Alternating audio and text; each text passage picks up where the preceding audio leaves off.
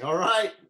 This is special. We got four people, counting me, the Amigos. Sound off. Maybe go first, Nate. What's going on here?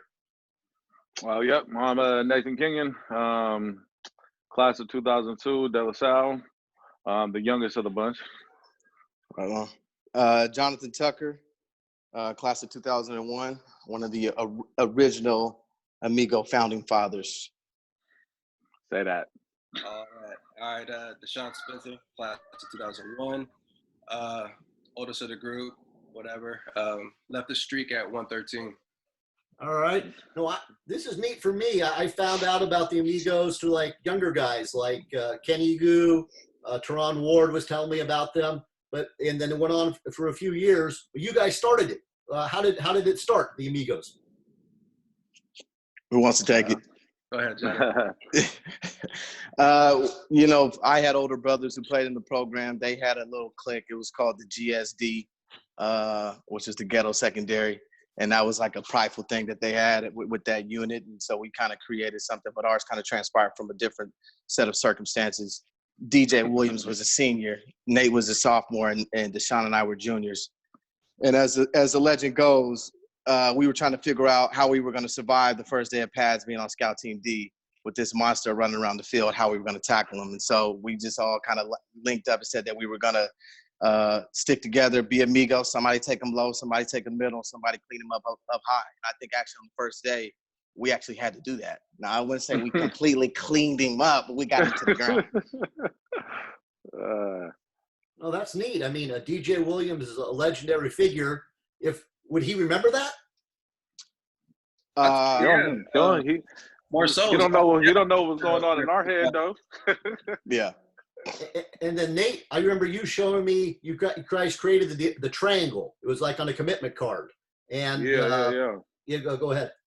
Yeah. So that all that like what he said is definitely there. But I still like one of my fondest memories of how the Amigos really came to form. I mean, we definitely came together. We was like, we're gonna stick together. But I remember we were at Pittsburgh, and we was like, bro, we need to come up with a name because all three of us were on the same side for kickoff.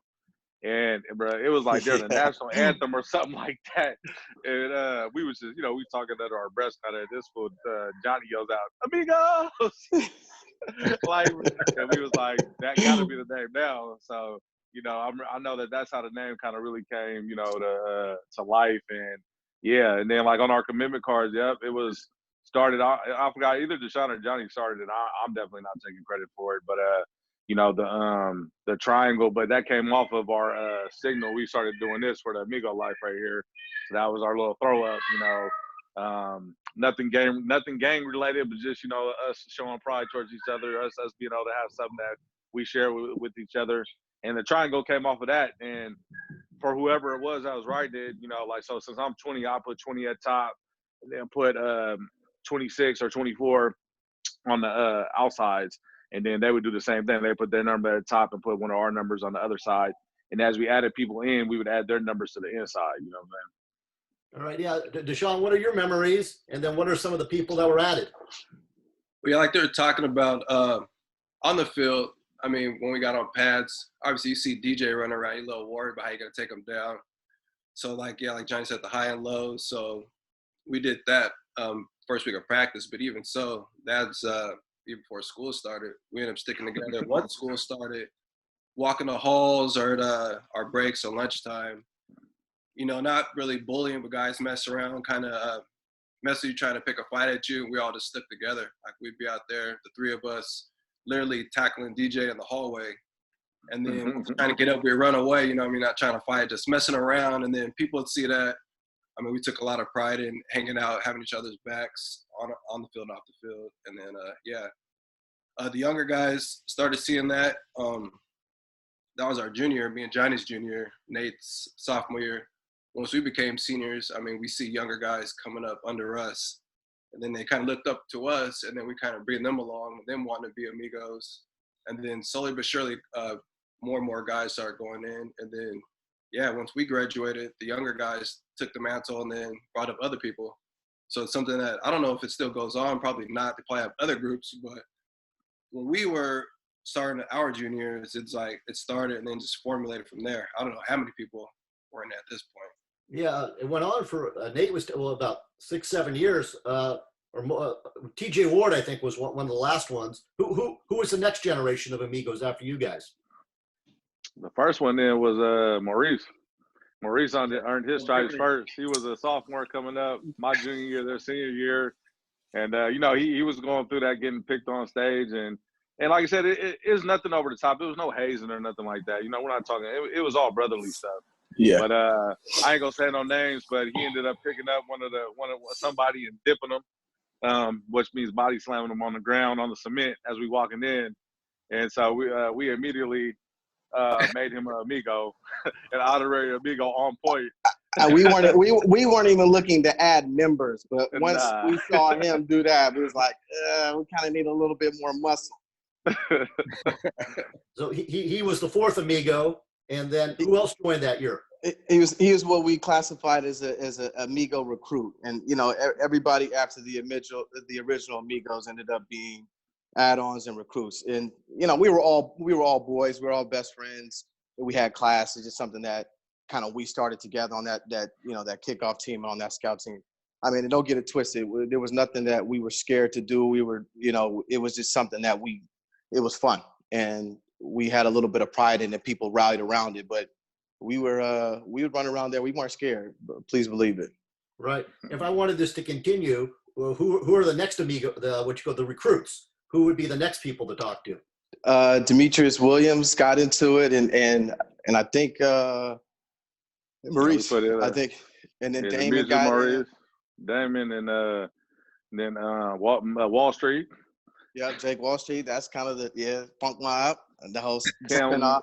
And that was the thing. Yeah. We were all friends and we all linked together, but we used to ride hard on it. And then after how many more after that was? I'm gonna keep it real. I mean, I know this might not be the PC thing to say, but just about every black kid that was on our team was in the Amigos by the time it all kind of shook down. You know what I'm saying? And it wasn't a racist thing at all. But, you know, like I said, I mean, there's not a lot of us that went to the school together and we all bonded outside of football also. You know, we kind of bonded during football and we bonded around school. So, you know, like they were saying, we just started adding people in. And, you know, we saw some people's feelings getting hurt as they weren't getting added in an appropriate time too. So, you know, it eventually kind of trickled down to everybody. But everybody had to do something to earn their way in because we felt like we did. You know, when we started, we felt like we had earned our stripes in order to create it. Right. Maybe talk about the culture back then. I remember specific games, the Buchanan game at home. That was a tough game. Other games that stick out. Always San Leandro at DVC. Maybe your guy, DaSean, you haven't talked in a bit. Some of your memories of some games back then. Yeah, that Buchanan game, that was actually my first start on varsity. I didn't start until my senior year. That was a tough game. I mean, we were prepared to play, but they gave us a good game. I mean, our coverage wasn't always there. I think our defense let down a little bit. We rallied at the end. That was a fun game. Probably my fondest memory is probably that Modern Day game. That was great. We won 31-28. Another tough game. These guys balled that game, of course. I was always trying to hold it down on defense. These guys play both ways, defense. Man, they play all three ways, defense, offense, defense, special teams. I just played defense and special teams. That whole year was a fun ride. Again, that was my first year starting. These guys had experience starting many games before then. Those games, we played a bunch of fun ones. St. Francis was fun. San Leandro was always fun on the turf. Pittsburgh was always fun too. Pittsburgh. Oh, Pittsburgh, yeah. YV was fun to hear. Pittsburgh we always had dogs out there. I remember these guys were texting about shock pads. I remember Jonny would only wear his shock pads. San Leandro. Pittsburgh, San Leandro, Skyline. Yeah. Oh yeah. Yeah. Well, what's the Concord Cobra? DaSean has the most games played in organization history with the Concord Cobras. He's got 134 games played. I played 7 years for the Cobras. Okay, yeah, because that came in a text last night. Yeah. Yeah. Oh, it's just fun. When's the last time you guys were all together? All together, all three of us at the same time? It's been a minute. Yeah. Well, I don't even know, man. Years, Oh, years, years. for sure. Yeah. Yeah. No, so I mean, I see Jonny quite a bit because we train at Power Endurance, but then DaSean lives actually not too far from me, but you know, I think with all of our schedules and just life, you know what I'm saying? I mean, we all, like I said, when we link together like this, I mean, it's like we never left, but Yeah. Yeah, and that's one thing that I agree on is like we pick up exactly where we left off. I see Nate in the gym, and we may not have seen each other for months. I may have gone, and I come back, and I'm telling him the new training, idea that I have, and he's telling me, hey, I'm going to expand on this. Do you want to get down? And so there's always this covering of each other.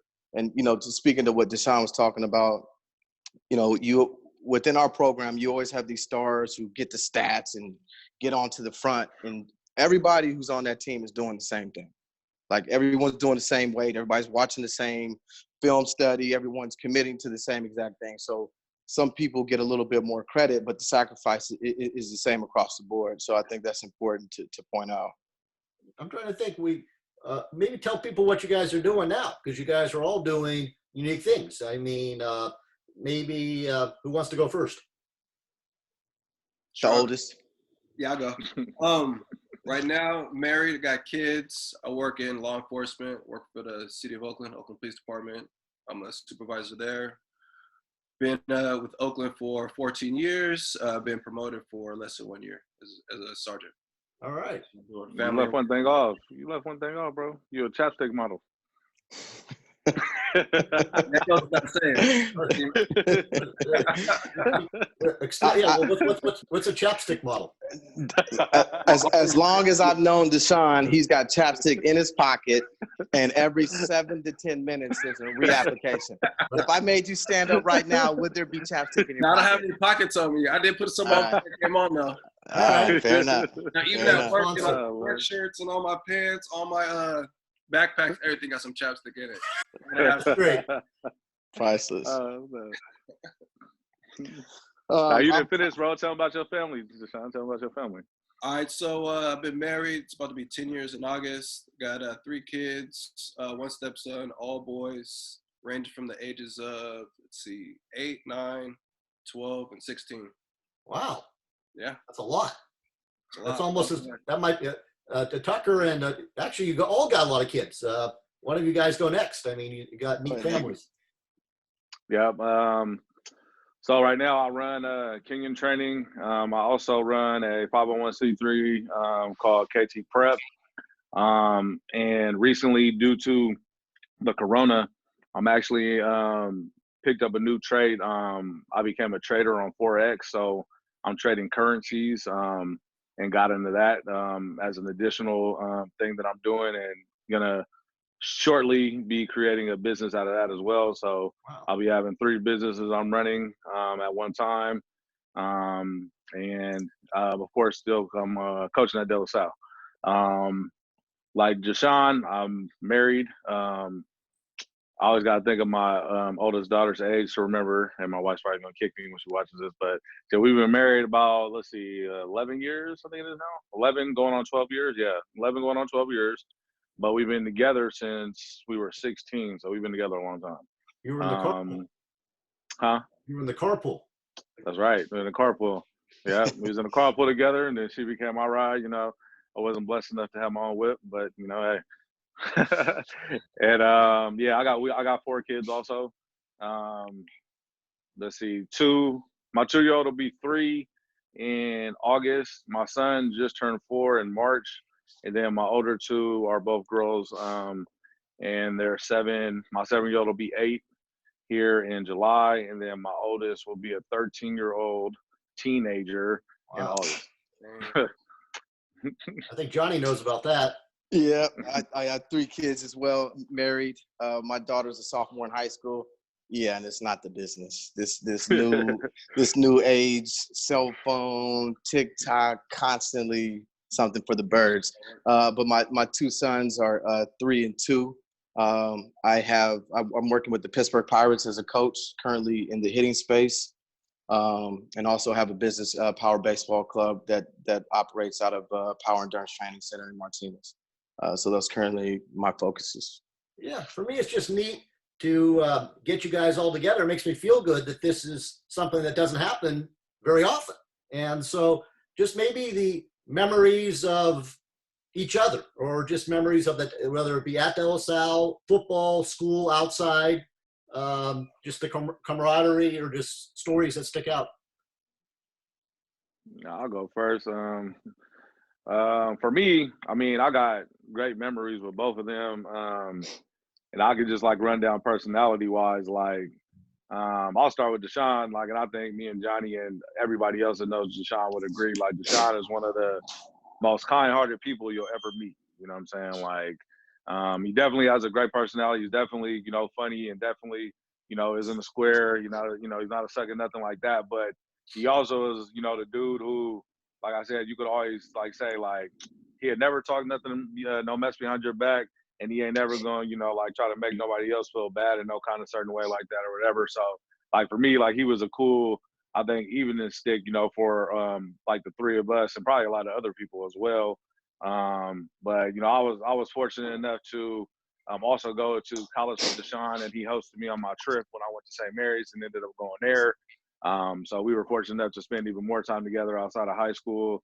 And like I said, I really just enjoyed playing with him, being a teammate with him, you know, like just being around him in general. You know, and it's like I said, we don't talk all the time, but I still consider him one of my best friends, you know, period. And then Jonny, I'm saying that Jonny is really also like a really nice dude when you get down to the nuts and bolts of it, but Jonny is a pure comedian, you know what I'm saying, by trade. He was definitely like, you got to be thick-skinned to hang around Jonny because he gonna clown and say stuff, and you got to be able to accept it, laugh at it, and kind of move on, or you got to be able to get back with him. But you ain't gonna outlast him though. Like he's gonna have more jokes than you have for sure. I remember when we was barely getting to know each other, he saw my dad one day, and he was like, "Bro, your dad looks like the butler on Fresh Prince of Bel-Air." And I said, we didn't even know each other like that, but I just started laughing because I'm like, you really do. It's either that or Emmitt Smith.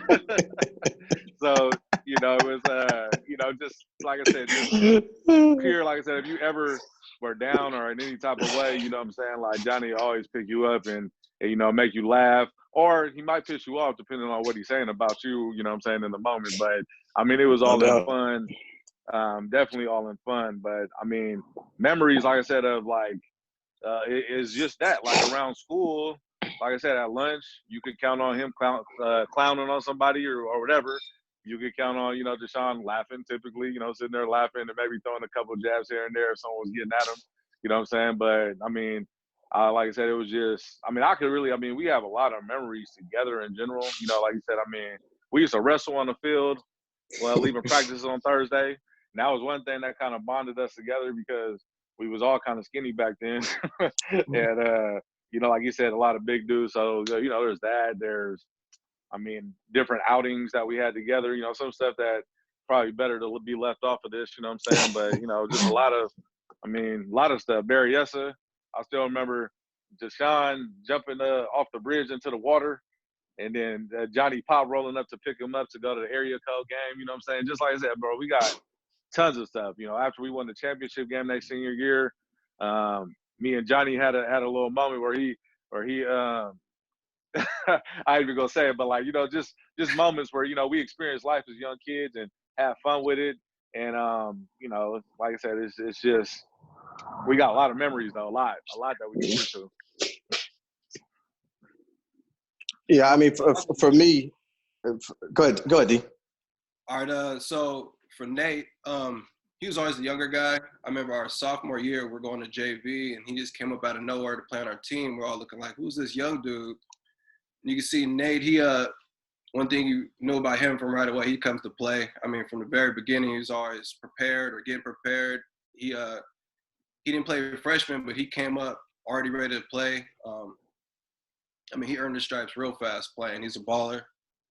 Nate's very athletic, good in multiple sports, just always ready to play. He did a good job for us that junior year. I think he started at running. He might have started both ways. He got a lot of run that year. So Nate was ready to go. When it comes to the game, he was always serious. And then even off the field, Nate's one of those dudes that's down for the cause. If he's your brother, he's down to fight with you. He's down to do whatever. And then that's another thing you appreciate about Nate. Very loyal dude. Funny guy, but very loyal. When it comes down to it, he's ready to get down no matter what it is. Always appreciate about Nate. Along with what he's saying about Jonny, Nate's also another funny guy. Always talking mess, cracking jokes at everybody. He's down. He can hang. I mean, he's not thick-skinned. Like he was saying, Jonny made fun of his dad. He's joking around, laughing. He don't get bothered by nothing. You can't rattle Nate. Like a thing I appreciate about him. And then, like Nate already said, we went to college together. He only played a couple years there and transferred to UNLV, but even before then, younger guy, they brought him along fast. They're like, this guy's a baller. They knew about him from high school. I remember at St. Mary's, I know our coaches were real excited to get him because they didn't think he was going to get a chance to get Nate on our team, just off watching his film and everything. And then immediately they threw him in a fire. Freshman year, started at linebacker the first game. Even sophomore year, he's undersized, started my inside linebacker, which is really fair to him. He's just athletic. They had to put him on the field at some point, put him at inside. And Nate's not scared. He was undersized, but trying to get in there and bang. Then went on to the UNLV and obviously played his natural position and shine at safety. So, I love these dudes. These guys like my brothers. I met Jonny when we met at freshman camp before we started the DaSean camp. He always has funny memories of what I said and did not say, but Jonny had his brothers went to the program, so he's already familiar with DaSean. At that point, we're at the camp. I had no idea I was going to go to DaSean. I was just excited to be in the camp. And we bonded there, not knowing if I was going to go to DaSean or not, but we had fun there. And I always liked Jonny a lot. And then ended up going to DaSean. We're the two small guys on the team. Johnny's even smaller than I was, but I was small too. I was probably like 5'3", 120 pounds. Imagine Jonny being smaller than that. We were little. Me and him, as soon as camp started, we were both ready. I think we both, I'd say we did a great job in camp. Obviously, we made the team, played right away. Me and him always bonded right away. I don't know what it was. Maybe it's just he's so funny. It's like has that personality that you want to be around Jonny at all times. He's always life of the party. He's always the one, the big smile, making the jokes. Even back then, the big smile full of braces. Making all the jokes. Everybody's rallying around Jonny. He's always the life of the party, so it's like always that fun guy to be around. Never serious, not even in the classroom. Always cracking jokes, whether it's in Spanish or whatever class. This dude's always making the whole class laugh. And then, like I said, never serious until it's actual, not even in practice. He's doing a good job cracking jokes, coach is laughing and everything, trying to get everybody serious, but then soon as the night before the game starts, we get to the team party, and then we're going over our commitment cards and everything. And then, I don't know, just like every week, Johnny's going over his commitments or he's talking passionately, and this dude starts crying. We're like looking like, this was the emotional guy in the group, never serious until it's time to get serious. And he's like crying, full of passion, like these big speeches, and everyone's just kind of looking like, man, yeah, we gotta do this. Everybody gets locked in, game day locked in. I don't know if this guy ever studied a scouting report, but always knew the other team's plays, just back there playing center field at free safety. He didn't even start junior year. He had like 9 picks that year. Most of them went to the house. It's just natural instincts for the game for the most part, and just all-out athlete. I know Johnny's probably the smallest dude in the program, but he's probably actually the most, I'd say, put him as the top athlete in the program. Not necessarily size, speed, strength, but just pure athleticism, pure like knowledge of the game. I know that probably carried over to baseball too. Just and even Nate, Nate was bigger than me and Jonny even coming as a sophomore, but he wasn't like huge per se. But these dudes are just dogs out there on and off the field.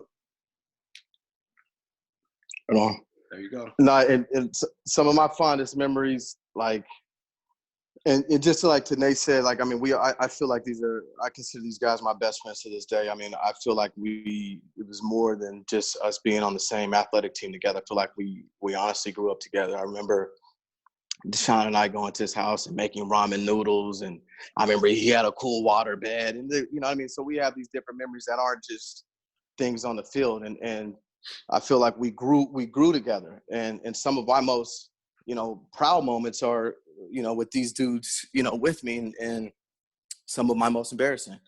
Nate's first day on JV, I'm like, I'm finna let this freshman know what's up. You know what I mean? So like our relationship started on competition. I remember I was sick a couple of days. I think I got my wisdom teeth pulled or something. I'm like, I'm finna let this cat know. And I'll never forget it. We go on the sideline. We had a perfect meeting, and this dude clean ran me over. And I was so disturbed by that. And it started with competition, and I couldn't be mad at him because he's cool. And it was my homeboy. And so it led to, all right, I'm gonna try to get him. And now we're pushing each other, and now we're getting better with just this natural relationship that we have that is just on us. And the same thing with DaSean, and we joke about it too. It's like the wrestling matches that we've had.